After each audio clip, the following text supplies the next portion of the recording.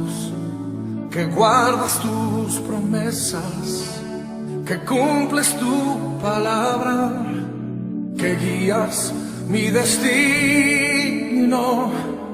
Dios de pactos, confío en tus promesas, descanso en tu palabra. Por tu gracia estoy aquí.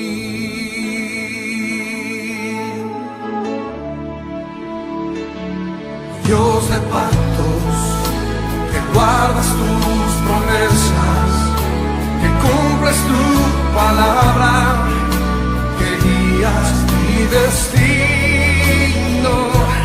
Dios de pactos, confío en tus promesas, descanso en tu palabra. Por tu gracia estoy aquí. El tema de hoy se llama Sirviendo con respaldo, ¿verdad? Ya no podemos nosotros servir igual que antes, sino debemos de entender en la generación que tú y yo estamos viviendo. Si algo yo necesito que tú salgas de este lugar entendiendo en tu mente, es que tú no estás por casualidad en esta generación. No importa la edad que tengas, estás vivo hoy. ¿Sí? Mira que tienes a la par, ¿está vivo? Pareciera que no, ¿verdad? Pero si vino, es que sí. Entonces, el hecho de que tú vivas, eso me da a mí entender que hay un propósito por el cual Dios decidió que tú nacieras en esta generación. No es casualidad que tú estés en esta generación. Y cuando nosotros entendemos la historia de la humanidad, nosotros comprendemos que cada generación marcó algo. Cada generación tuvo que tener el carácter para algo. Cada generación tuvo que emprender algo. Otros tuvieron que conquistar, otros tuvieron que ceder, otros perdieron, otros ganaron. Pero no hay nada tan importante como entender cuál es mi generación y cuál es mi papel en la generación que yo vivo. En el tiempo que yo estoy, en el tiempo que yo vivo, es importante que yo entienda para qué nací en este tiempo. ¿Por qué estás vivo en este tiempo? Amén. Cuando nosotros vemos la historia de la iglesia, de la humanidad, nosotros vemos que hubo un pueblo que salió de Egipto, o hubo una generación que salió de Egipto, pero hubo una generación que entró a la tierra prometida. Fueron generaciones diferentes. Tú te vas a dar cuenta cuando estudias o lees la palabra que hasta que el último de la generación pasada se murió, hasta entonces entraron a la tierra prometida.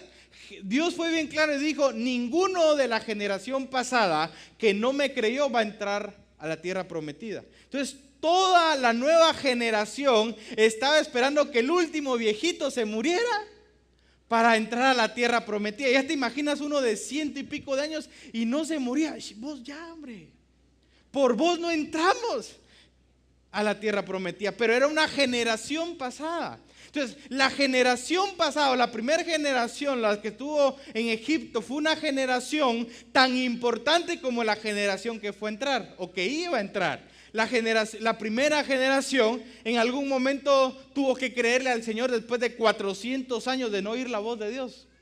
Después de 400 años de no ver milagros, después de 400 años de vivir en esclavitud, después de tanto tiempo de no ver la mano de Dios, empiezan a creer por ver la mano de Dios, empiezan a ver las señales, empiezan a caminar, empiezan a conquistar, empiezan a pararse, dejan de tener los pies para hacer ladrillos y saben que los pies los tienen para caminar y avanzar en las cosas de Dios. Se empiezan a enfrentar al faraón. Ven las 10 plagas de Egipto. Ven tantos milagros, pero fue una generación tan importante.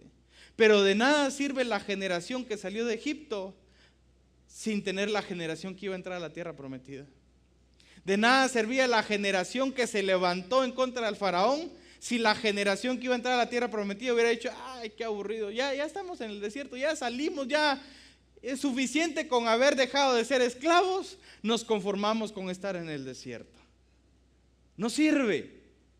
Pero la generación que entró a la tierra prometida fue una generación que decidió dejar de estar en el desierto y caminar por las promesas de Dios, por la tierra prometida y decir, nosotros vamos a conquistar la tierra prometida. Cuando Moisés manda a los 12 espías a ver la tierra de Israel, hubieron 10 discípulos, 10 hombres que dijeron, es imposible.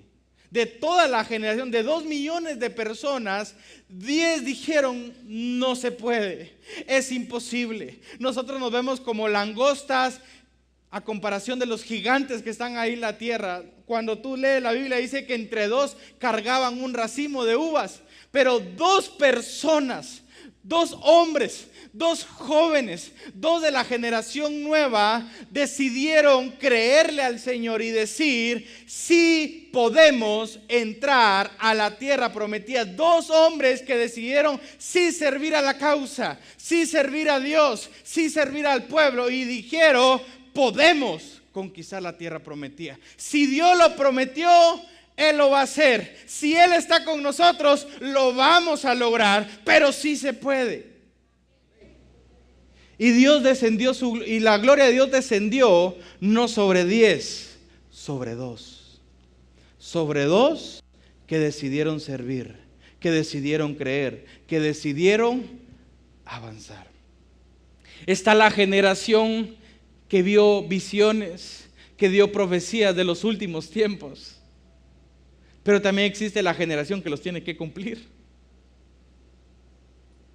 ¿Me estás entendiendo? Siempre hay 2 generaciones. La generación de los profetas que tuvieron la visión, que tuvieron los sueños, que tuvieron las profecías de todo lo que hoy leemos. Pero nosotros somos la generación que tenemos que cumplir esos sueños. Nosotros somos la generación que debemos de cumplir las profecías. ¿O tú esperas otra generación? ¿Aló? ¿Tú esperas otra generación que cumpla las profecías de los últimos tiempos? ¿O crees tú que nosotros podemos ser esa generación que va a cumplir las profecías que se dieron hace miles de años? Hay 2 generaciones. Está la generación de los primeros discípulos de Jesús, pero también está la generación de los últimos discípulos. Está la generación alfa y está la generación omega. La última generación, que es muy probable, no puedo extenderme en todo ese punto, pero es muy probable que tú y yo seamos la generación que muy probable no veamos la muerte. Que levantemos nuestras manos, que oigamos la trompeta y que digamos, ya vino nuestro Señor. Y nos vayamos. Pero cuando nosotros entendemos ese punto, que somos la última generación, que somos la generación de cambio, que somos la generación que por muy probable entramos directamente sin pasar por la muerte a la tierra prometida. Y cuando tú entiendes eso, tú debes de saber que tu estilo de vida debe ser muy diferente a todo el que está en la Biblia. La Biblia solo marcó el inicio de una generación, pero nosotros vamos a culminar ese inicio y tu estilo de vida debe ser diferente.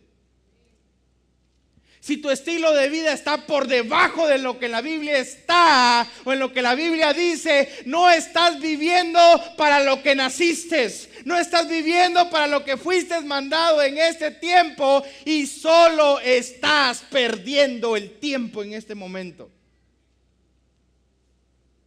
Si tú no estás actuando de la manera que la palabra dice, y la iglesia postrera será mejor que la primera, si tú no estás viviendo en ese tiempo, en esa palabra, estás perdiendo el tiempo. Por gusto estás calentando una silla. Yo le dije a una persona cuando estábamos moviendo las sillas, mira, yo creo que voy a tener que quitar las butacas porque a muchos los acomodó.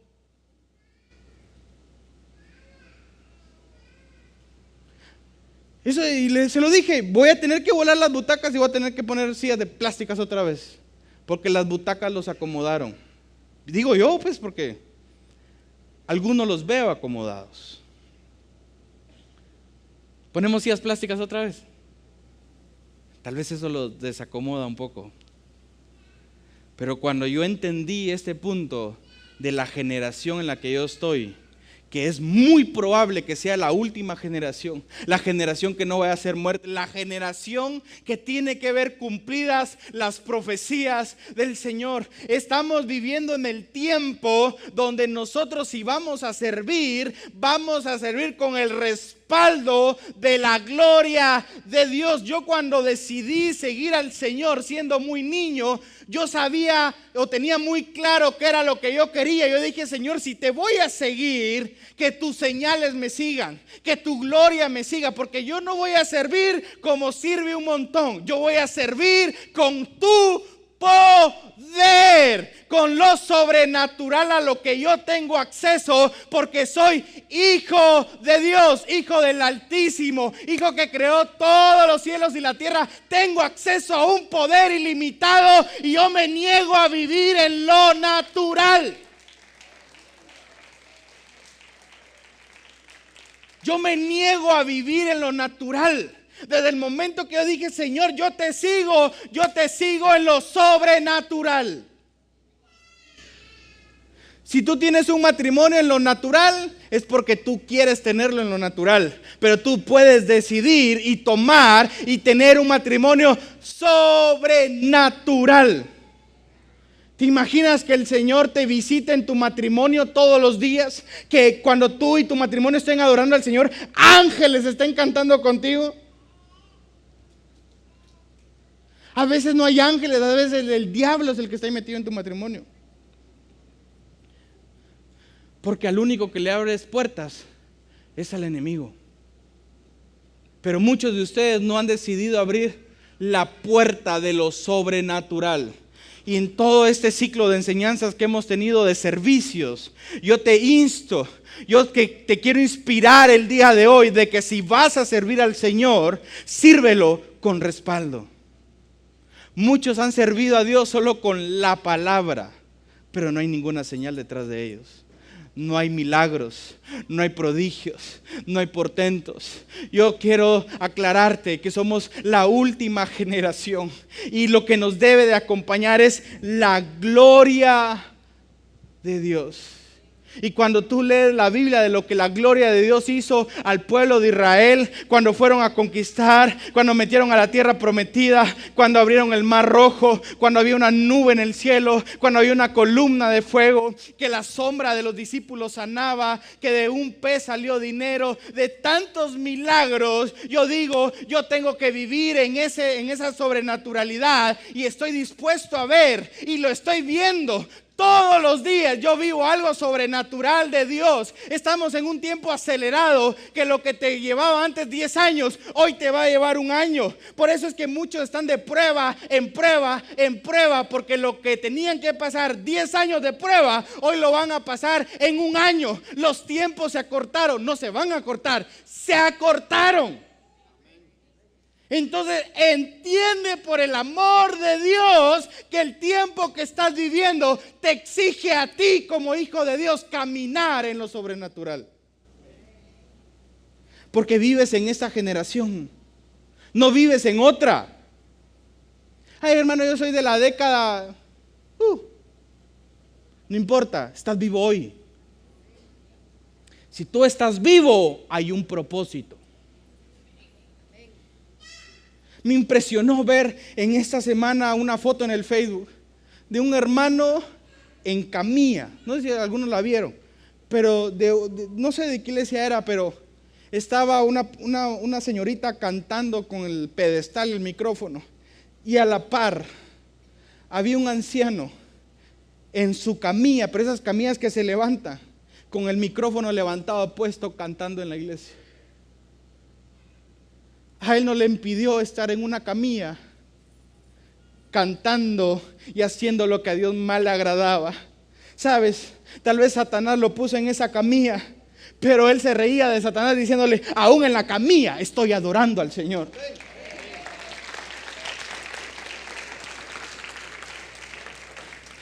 Eso se trata de vivir en lo sobrenatural.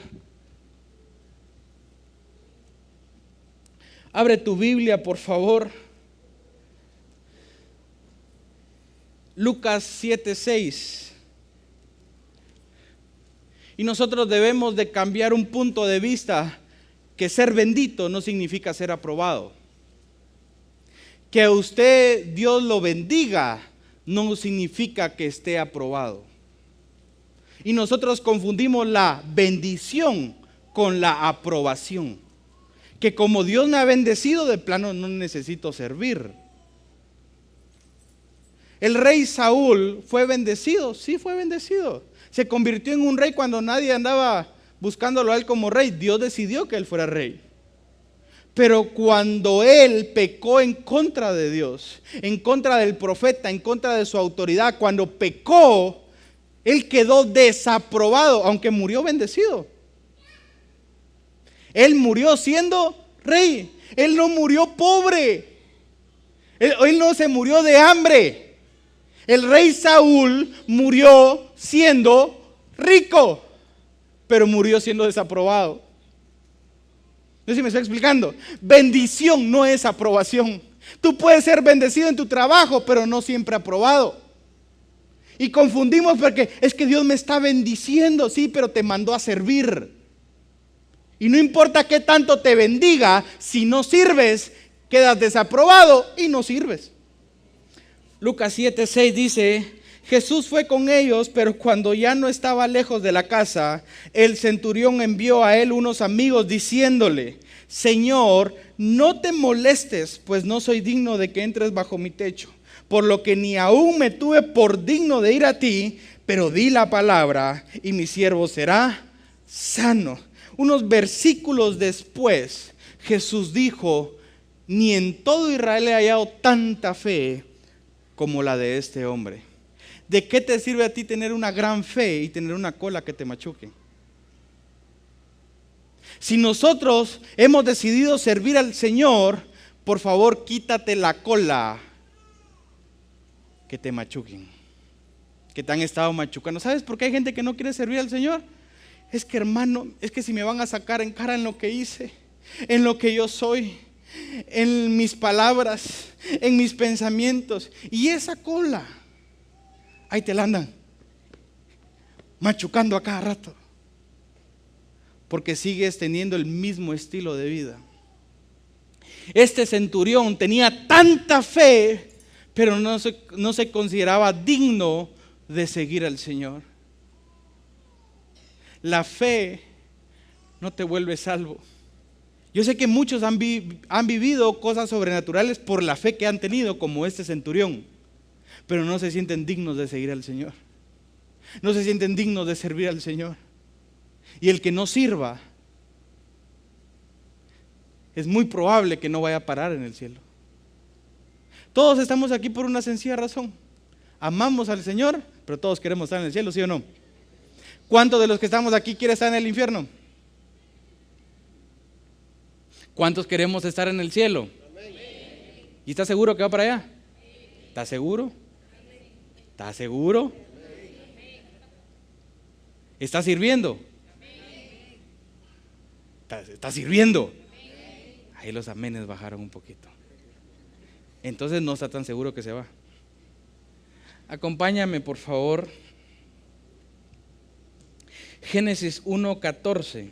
Dice: dijo luego Dios: haya lumbreras en el firmamento de los cielos para separar el día de la noche, que sirvan de señales para las estaciones, los días y los años. Dos cosas bien importantes. Una lumbrera está en alto, ¿sí? Para separar el día y la noche, para marcar las estaciones, para los cambios. Cuando tú y yo estemos en la posición que nosotros debemos de estar, por la generación, por el tiempo en que vivimos, van a suceder dos cosas. Te debes de poner en alto. Dice: toda luz no fue creada para estar escondida, sino la luz fue creada para estar en alto. Y tú empiezas a marcar, y tú empiezas a separar el día de la noche, lo oscuro de lo blanco, las tinieblas de la luz de Dios. Cuando tú empiezas a alumbrar, tú eres el centro de separación de lo que es de Dios a lo que no es de Dios. Y dice el segundo punto, empiezan a marcar las estaciones. Cuando tú te empieces a levantar como el verdadero hijo de Dios, vas a empezar a marcar la estación del último tiempo de la venida del Señor. Pero tú y yo necesitamos marcar ese tiempo. Tú y yo somos las lumbreras que Dios ha puesto en esta tierra. Y deben de suceder dos cosas: marcar tiempos nuevos, pero la separación de las tinieblas y de la luz. Si tú todavía estás entre las tinieblas y la luz, vomitado vas a ser de la boca del Señor, dice la palabra. Voltéate con la persona acércate con la persona que está ahí y hazle. No sé, tal vez ya huele a vómito. La misma palabra dice que va a haber un tiempo, y te digo, este es el tiempo, en que van a ser separados ovejas de cabras. Y es el tiempo en que va a ser marcado, y dice la Biblia, el que esté limpio, límpiese más. El que esté sucio, sígase ensuciando más. Por eso es que, yo no sé, pero a muchos nos ha entrado una sed insaciable de Dios. Y nos mete a buscar más de Dios, más de Dios. Pues el que esté limpio, límpiese más, busque más, sirva más, sirva más.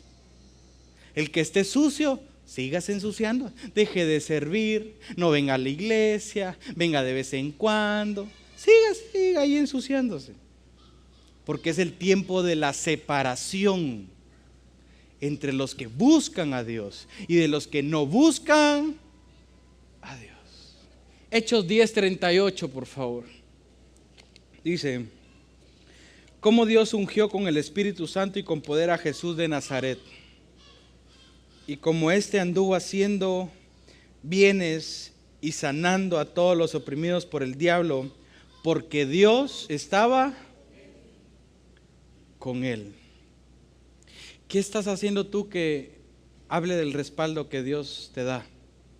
Dice ahí, Dios ungió con el Espíritu Santo y con poder a Jesús de Nazaret, y como éste anduvo haciendo bienes y sanando.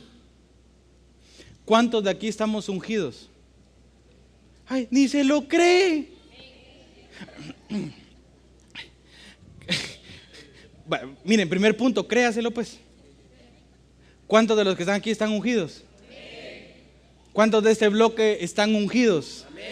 ¿Cuántos de este bloque están ungidos? ¿Qué anda haciendo con la unción? Dice que Jesús fue ungido por Dios y estuvo haciendo bienes y sanando. ¿Qué está haciendo usted con la unción? O sea, si usted decide servir al Señor, téngalo por seguro que Dios lo va a ungir. El problema es qué está haciendo con la unción. ¿Se está sanando solo usted? Ay, me duele la cabeza, te sano en el nombre de Jesús. Y no hay más allá. ¿Qué está haciendo? Jesús, di conmigo, Jesús estuvo haciendo. Yo, ¿qué estoy haciendo?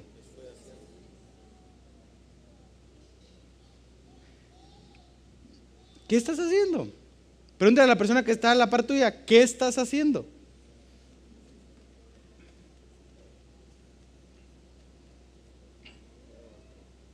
Si no te contestó nada, es que no está haciendo nada. Y quiero terminar con esta cita el día de hoy. Lucas 12:36. Y eso sí quiero que le pongamos mucha atención. Te lo voy a leer en la versión lenguaje actual. Dice, ustedes tienen que estar siempre listos. Deben de ser como los sirvientes. ¿Cómo nos está llamando? ¿Y el sirviente qué hace? Sirve. ¿Ok? Estamos para servir. Dice, deben ser como los sirvientes de aquel que va a una fiesta de bodas. Ellos se quedan despiertos con las lámparas encendidas, pendientes de que su dueño llame a la puerta. para abrirle de inmediato. Qué felices serán cuando llegue el dueño de la casa o de la noche o en la madrugada. Está hablando de Jesús. Les aseguro que el dueño hará con los que le sirven que se sienten a la mesa y él mismo les servirá la comida. Pasémonos al versículo 41. Pedro entonces le preguntó a su Señor: Señor, ¿esa enseñanza es para nosotros o para todos los que están acá? O sea, Pedro estaba diciendo, ¿es solo para los apóstoles, Señor? ¿O es para todos? Versículo 42. El Señor Jesús le respondió. No le respondió lo que él estaba preguntando. Le respondió como él sabía responder. Dice: el sirviente responsable y atento es aquel a quien el dueño de la casa deja encargado de toda su familia para que les sirva la comida. Qué feliz es el que sirve si su dueño lo encuentra cumpliendo sus órdenes. Jesús estuvo hablando de que mientras él se iba, las bodas estaban siendo preparadas, pero los que se quedaban debían de servir. Y dice: qué alegre, qué gozoso va a ser aquellos que sirven cuando el dueño venga, los encuentre sirviendo.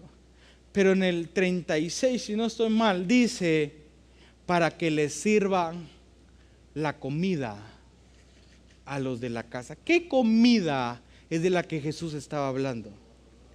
En Juan dice Jesús: mi comida, Juan 4:34 dice: mi comida es que haga la voluntad del que me envió y que acabe su obra. Y mira lo que dice después, está hablando de la cosecha. ¿No decís vosotros, aún falta 4 meses para que llegue la siega? Yo os digo, alzad vuestros ojos y mirad los campos, porque ya están blancos para la siega. Dice al servidor que lo haya sirviendo. Cuando tú lees eso, dice: al que no los haya sirviendo, les va a dar duro, dice la Biblia. Porque sabiendo lo que tenían que hacer, tuvieron oídos sordos y no se pusieron a servir. Y no hicieron lo que fueron llamados a hacer, a servir a la familia. Todos de aquí somos una familia y hay mucha familia que está tirada, pero dice que nuestro deber es servirles la comida. Jesús dijo: mi comida es hacer la voluntad del que me envió y que acabe su obra. Diciendo esto, dice: los campos están listos para la siega. La comida que nosotros debemos de servir es hacer la voluntad de Dios. La comida que yo te puedo servir a ti, William, tal vez no te puedo dar un plato de comida en lo natural, pero la comida que estoy obligado a darte y a servirte es que vos me veas a mí haciendo la voluntad de Dios. La comida que yo estoy obligado a darles a ustedes es que ustedes me vean a mí haciendo la voluntad de Dios. Esa es la comida que yo les tengo que servir. Pero Pedro dijo: Señor, ¿es solo para los pastores? ¿Solo para los apóstoles? ¿O es para todos los que están aquí? Y él dijo: al que se sienta sirviente, lo tiene que hacer. No le dijo: no, solo para usted. Al que se sienta que es siervo del Señor, está obligado a hacerlo. ¿Cuántos nos sentimos que somos siervos del Señor? Ok, está obligado a dar comida entonces. Hay muchos que todavía dudan en su corazón si Dios los puede usar. Hay muchos que les cuesta creer en lo sobrenatural de Dios. Pero hoy quiero romper esa barrera en tu mente y acelerar tu vida, porque es tiempo de sobrenatural, de lo sobrenatural. Si tú eres una de esas personas que quiere dejar de servir igual y empezar a servir con el respaldo de Dios, pasa aquí al frente y dile: Señor, yo voy a salir de este lugar creyendo que me vas a usar en lo sobrenatural. Si tú nunca has aceptado a Jesús en tu corazón, o en la semana te apartaste de los caminos del Señor, hoy es un buen momento para que le aceptes o reconcilies con el Señor y que decidas caminar como Él se merece que tú camines. Padre, hoy no nos vamos en paz, hoy nos vamos con tu gloria, Señor, de este lugar. Ya nos has dado mucho para vivir en paz, hoy danos tu gloria para vivir. Nos vamos de este lugar con tu gloria, Señor. Nos despedimos, pero nos vamos con tu gloria. Llévanos a cada uno con tu presencia a nuestros hogares, en el nombre de Jesús, Señor. Amén y amén. Dale un fuerte aplauso al Señor.